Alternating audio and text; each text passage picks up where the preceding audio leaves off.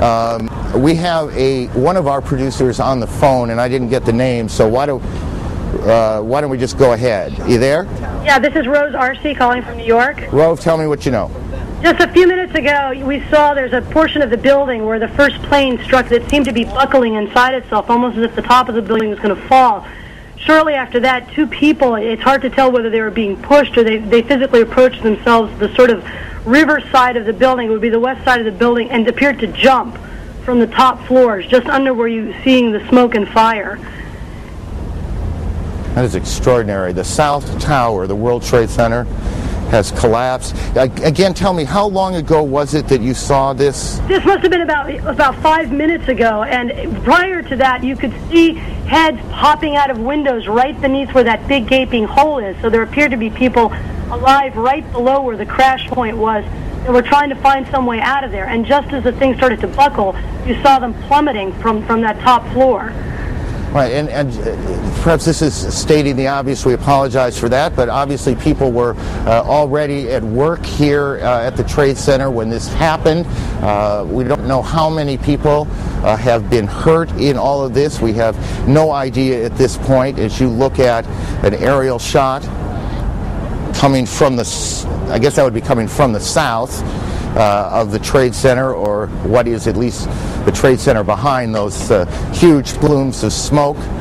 All airports across the country, every airport in the United States has been shut down as the FAA and the government tries to figure out exactly what has happened, what is at risk, what is not, who is behind it. Are there more explosions, more attacks yet to come? Here in New York, the trading on the New York Stock Exchange has been suspended, at least for now. All bridges and tunnels coming into the city have been shut down as police try and clear the way. We can tell you, as we were coming in perhaps an hour ago, there was a convoy, I can't think of a better word, a convoy of fire and police trucks racing down the West Side Highway, and this is in the middle of rush hour. Obviously, every available fire unit here in Manhattan has been brought to the Trade Center. Outside the White House, John King, our senior White House correspondent. John. Hello, Aaron. They have pushed us even further back away from the White House now, and there are more than a half dozen fire trucks, some of the Secret Service now patrolling the perimeter in Lafayette Park, which is directly across from the White House, have automatic rifles drawn to keep people away from the park, and they're policing back and forth. You can probably hear additional fire apparatus arriving on the scene. Senior White House staffers who were evacuated, all they can tell us is that they were told that there was a credible threat on the White House as well, and that they were told to evacuate the premises. What we do not know is whether or not the Vice President and the National Security Team have stayed inside the White House Situation Room. We know that they were directing and monitoring operations from there as of just about 20 minutes ago. But the White House staff, the Executive Office Building staff, and all the office buildings around, including the Treasury Department and some government and some non-government office buildings, people have been evacuated out into the street. And again, the Secret Service now putting up yellow police line tape, and some of them patrolling Lafayette Park with automatic rifles, which is a scene quite extraordinary here across from the White House. John, tell us as best you can what the government's national security apparatus will do right now. I mean, what do you guess is happening, and where is it happening? Well, I don't want to guess at all, but from the White House Situation Room, a president or a vice president can direct a war, can direct a full-scale world war. The White House Situation Room is where all information is accessible to all information from the United States military, from the Federal Emergency Management Agency, from the Federal Aviation Administration in this case. The White House Situation Room is prepared just for situations like this, unfortunately, to be prepared in a time of crisis for the president to monitor incoming information and to direct any U.S. military or non-military emergency response. The White House Situation Room is a bomb shelter, for that matter. That part of the White House is a bomb shelter. Whether or not they have stayed in there is unclear. We know in the past that would be the routine. We just do not have a direct answer as yet, because most of the staff, if not all of the staff, has been evacuated from the premises. So I gather you're just you're not able to get any calls into the building right now, or at least not getting them answered at this point. Calls you get into the building are not answered at this point.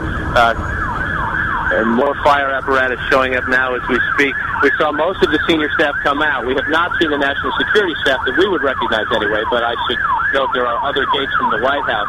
We are on the north side, and this is John, you're being drowned out by the sirens. Alan Dodd-Frank of our bureau here in New York joins us on the phone. Alan, where are you? Hi, Aaron. Our colleague Jennifer Westhoven also just arrived. She was closer to the building. I'm just south of Canal Street, about 10 blocks north of the World Trade Center.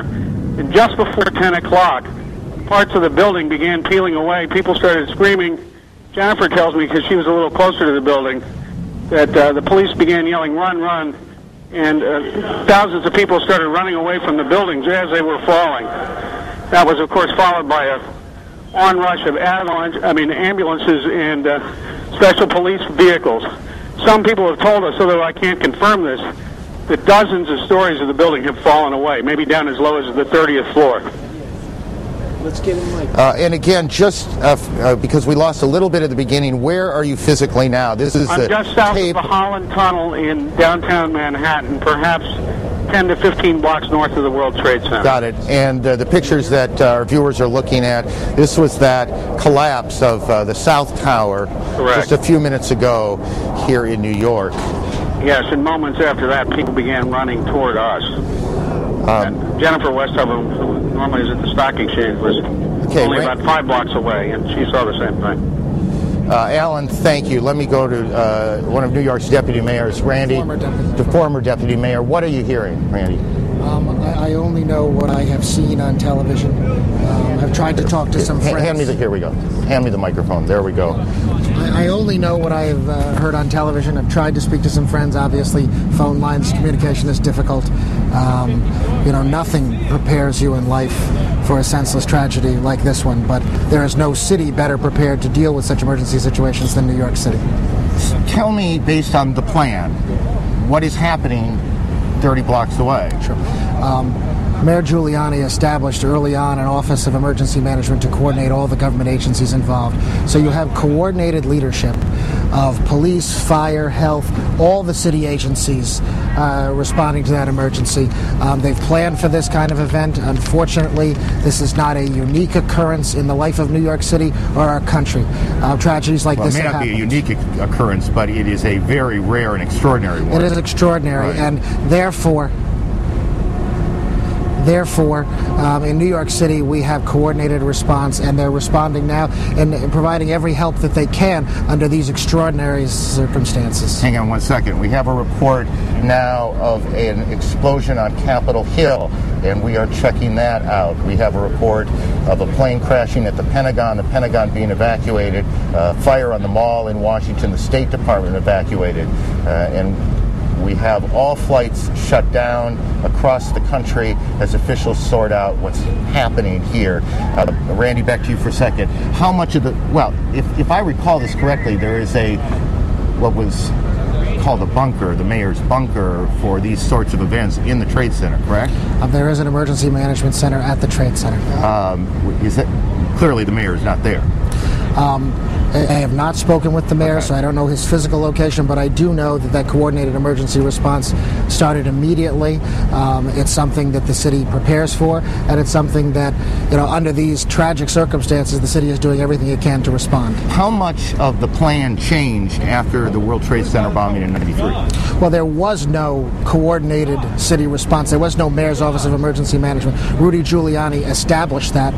It's been one of the hallmarks of his tenure, and unfortunately, there are extraordinary circumstances like this one where that coordinated effort has to come into play and is coming into play now. Why don't you, if you can, stay with us for a little bit. Sure. I suspect other questions are going to come up. I want to go through again what we know here at this point, and also point out some things that are not insignificant that we don't know. And one of the things we don't know is we do not now know how many fatalities there have been and how many injuries there are. We can only surmise that this has been catastrophic, a catastrophic event here in New York. Both Trade Center towers hit. One of them appears to have collapsed. How much of it collapsed? These are very large.